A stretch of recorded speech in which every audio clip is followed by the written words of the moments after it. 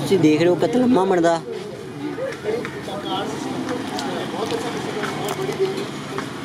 है कि सुट रहे होते हैं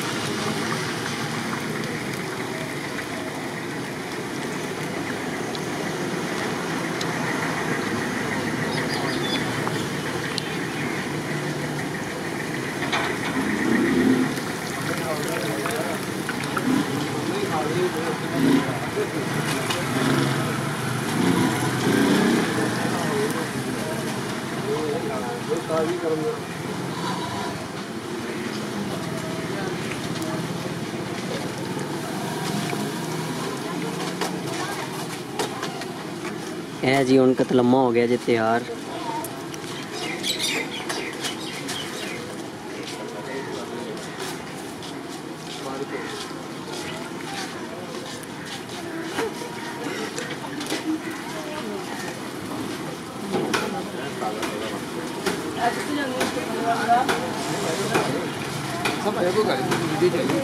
की ना तेरा कितना चिर हो गया कतलम्मा बनाते ये किद्दां बनदा वा किहड़ी शै दे नाल इहनूं तैयार करीदा ते फिर किन्नी देर रखीदा उच्चा बोलो उच्चा बोल उच्चा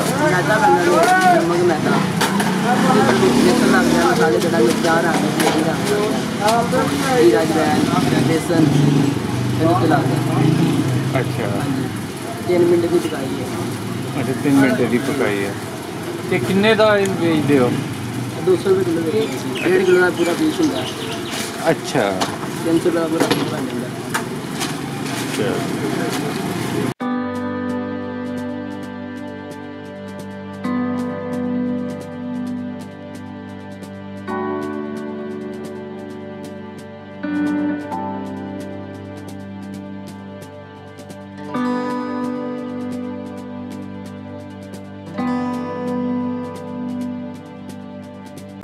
चैनल दे